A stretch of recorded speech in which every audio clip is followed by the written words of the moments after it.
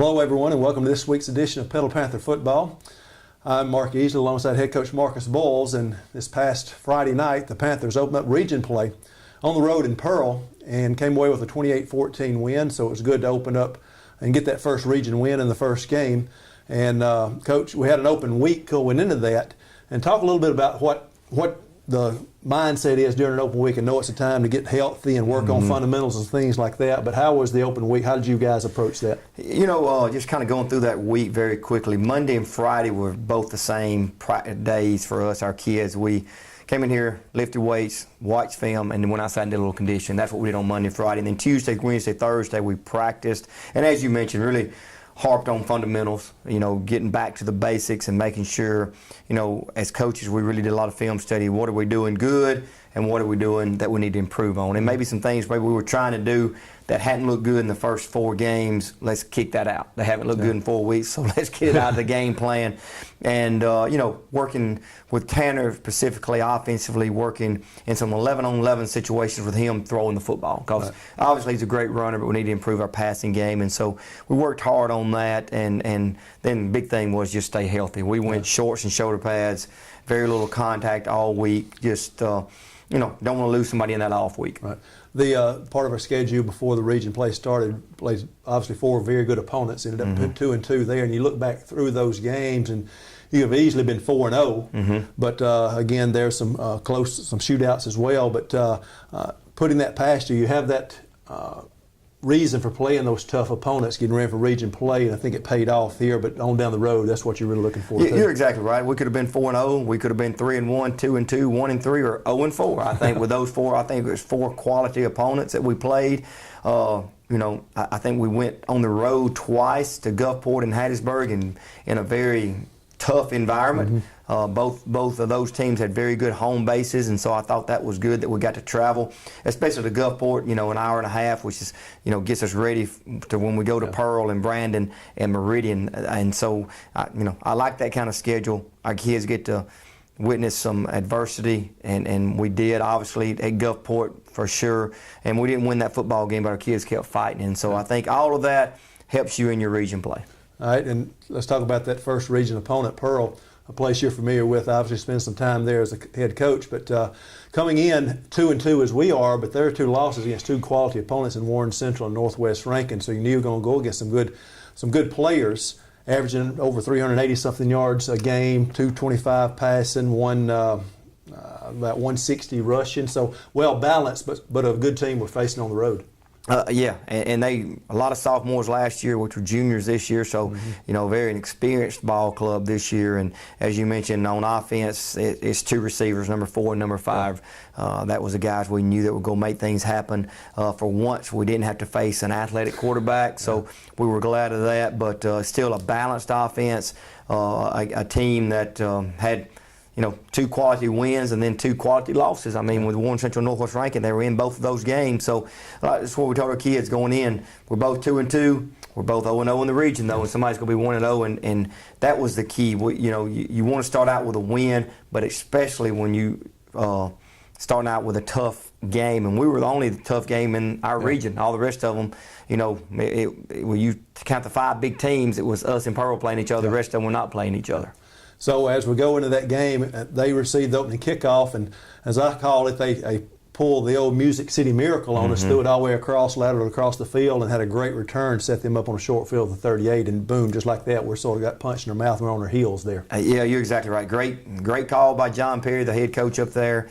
It's a play we've done in the past, and you know, like you said, it's you either go look really good or really stupid, and he looked really good, and you know, it got them going. It kick-started them, and as you mentioned, it got us on our heels, and it took us probably a couple of series to recover from that because our kids are just on their heels. You know, we didn't expect that, hadn't practiced that, and just a great call. On the, they scored in 3 plays, and it took us, as you said, 2 or 3 series. And I don't think it's maybe lack of game time, but Ed and I sort of commented maybe working a little rust in game situations off because it took us till really about the 7:25 mark of the second quarter when we started that big long drive that looked like, hey, we're getting back to Petal football. Yeah, I think it did. I think it's a little bit of rust, not playing from the week before, and that they're off week had been 2 weeks prior to that, so they had played a game the week before us, and so I think that's part of it. I think also offensively, though, they were doing some things on defense, waiting for us to get set and then making calls, and we've got to our what we call NASCAR, where we speed it up. Yeah. We were speeding the game up, and we got to going fast and got back to our basic calls, inside, outside zone, and I think that's when our offense started clicking off. So let's talk a little bit about that middle of the second quarter where we had some mistakes. We had a fumble that set them up on a short field. They had scored the opening drive, and then we'd exchanged punts, and we fumbled and really had a chance for Pearl to make a little statement and go up 2 scores on us, but our defense came right back with a fumble recovery, and that was huge right there. A huge play. It was, Stefan had one of his fumbles. He hadn't fumbled all year, I don't think, maybe once, and laid it on the ground. And but our defense, you always talk about sudden change, you talk about adversity, and our defense had a chance right there to, really set us up for 14-0. I'll let Pearl go up 14-0. Our defense, as you mentioned, returned the favor and got us the ball right back. Yeah, on the 17, started the 83-yard drive, and that's where the up-tempo came in. We scored there. And then it tied up at 7 apiece, but right before halftime, we'd given the ball back to them, I think, on maybe an interception, but on the 48, our own 48. And we held them, and they tried a fake punt, and they had a man open. Chose the wrong one to throw it to, thank goodness.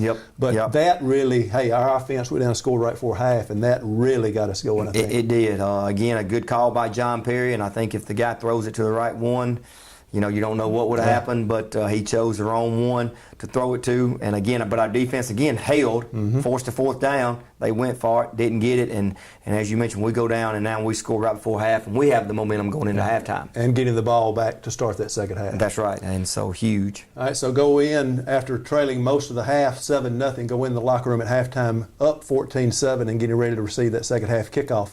Let's take a look at those first half highlights at this time.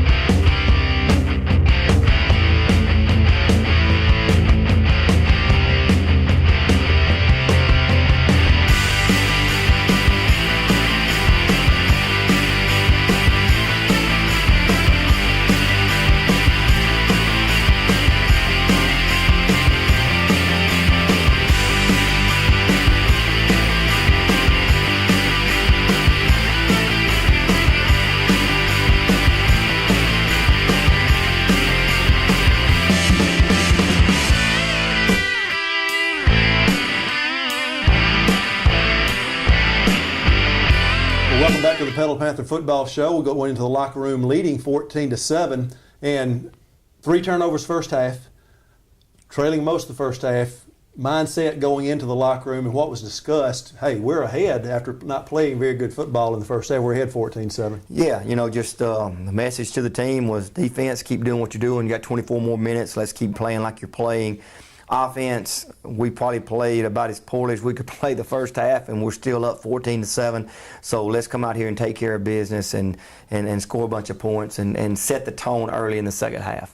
Out of their 8 first half possessions, they had 5 punts, a couple of fumbles, I think, a fake punt. No, they had the score, 1 fumble, 1 fake punt. But I thought defense played well all night. Yeah, can't say enough about our defense. And, we knew they were going to be good eventually, and there's the last 2 or 3 games our defense has played really well for us. And, everybody looked at the Hattiesburg game, and, when you look at Hattiesburg, they scored a bunch of points on a lot of people. Yeah. And, that game, our offense picked our defense up, and the other night against Pearl, I think our defense carried the team and picked our offense up.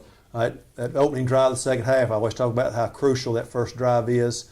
Marched it over 70 yards for a touchdown and just emphatically went up 21-7, and defense held it the rest of the way. You're right. And, what's kind of frustrating for us is when you look at it, we took it down the field and scored. So we scored back-to-back possessions, one before the half and one after the half, and then really have a chance to really put the nail in the coffin a couple other times and just can't get it done for whatever reason. Don't make it on fourth down for whatever reason. Have, just different problems. And just offensively, we would move the ball, then we'd get out of sync, and just never really felt like we got in sync completely, with the exception of 2 or 3 drives. And give Pearl credit, they were part of the problem, but I think a lot of it was self-inflicted wounds. Yeah.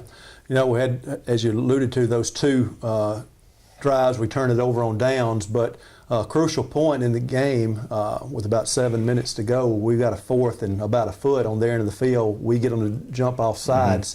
And then the very next play, Stephon Hutterson does what he does, popped a big 51-yard run, and then we were able to push it in the rest of the way with Xavier Yancey. That's right. Again, Stephon didn't have his best game. I know you look at the numbers, you think he had a pretty good game, but he knows, especially the first half, he just didn't play very well. But I really enjoyed his mindset. I appreciate his mindset. Second half, he put all that behind him. And that's what I told him one time on the sideline. I said, hey, look, you can watch games on Saturday and you can watch games on Sunday, and you go see NFL and college running backs lay the ball on the ground. Biggest thing is you got to have a short memory. You got to put that behind you. And I thought I was proud of the young man for coming out and playing really well the second half. Yancey came in again, gave us some quality carries. Really proud of that young man. He and those 2 are feeding off of each other. They're really happy for each other. And again, when you got 2 guys that can go, you don't have to worry about one of them getting too tired. Yeah, and talk about our rushing. Obviously, that's the strongest part of the game, but our offensive line has been steady all year long. Xavier came in with some quality runs, averaged 6 yards a carry. Stephon had like 169 yards rushing over 7 yards a carry.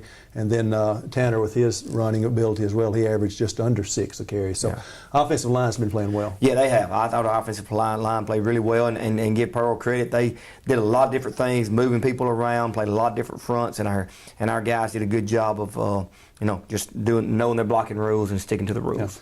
And Pearl was able to punch one in with less than a minute to play against a softer defense, But 28-14 was the final. On the defensive side, some players that really stood out. I know one name we called a lot was Chris Monroe. Yeah. Chris Monroe is a force in that middle. I mean, he is a guy that you better double team, and then we move him to defensive end. You better know where he's at. He's a heck of a player. Had a great night for us Friday night. Very quick, get off blocks on the end, like you said, but also upper body strength. Very strong. Yeah, very powerful kid, and just a quiet guy, but doesn't show a lot of emotion. But the other night he made a couple of big hits and he showed a little emotion. I was glad to see that. 28-14 was the final, so the Panthers got that first region win to improve to 3-2 overall and 1-0 in the region play. Let's take a look at those second half highlights at this time and see how that final score got to be, 28-14.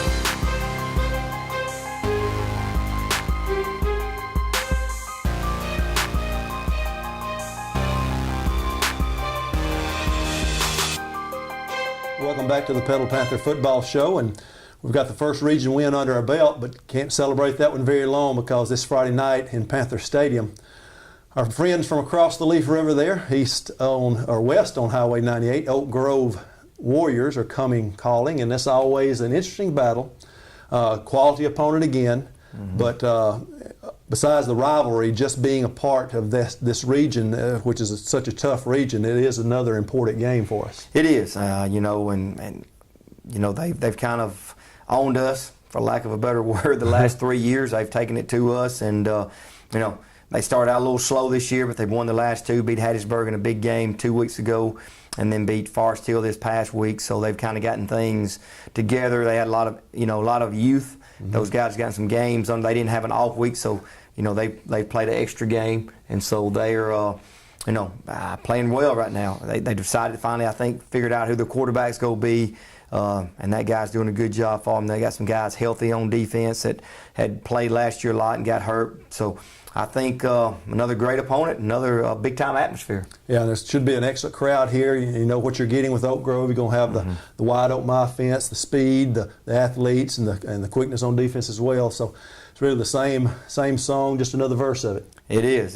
Just, if you want to have a chance to win our region, then you better win these tough games. And this one's at home, and this is, then we got to go to Brandon and go to Meridian, the other big three. So, we need to get this. We need to rise to the occasion. Like I told our kids Friday night, most time I tell them to enjoy this win. Then we'll get ready on Monday. I said, don't enjoy it. I said, let's get ready for Oak Grove right now. They've kind of taken it to us, like I said earlier, and we need to come out ready to play with a lot of energy, a lot of passion, a lot of effort. And that won't have to be a lot said in practice this week. No, I think, no, it better not be anyway. If it is, we're in trouble. But I know the weather's cooling off. It's going to be a great night for football Friday night. Friday night here at Panther Stadium, kickoff at 7 o'clock when Oak Grove comes calling. We need you in those stands. We need to have a packed house. No, Oak Grove's going to travel well, as Petal always does, but being at home, we need that packed house on our side to help these guys get over the hump against this region opponent and take care of business this Friday night. So hopefully we'll see you there here in Panther Stadium. Kickoff again at 7.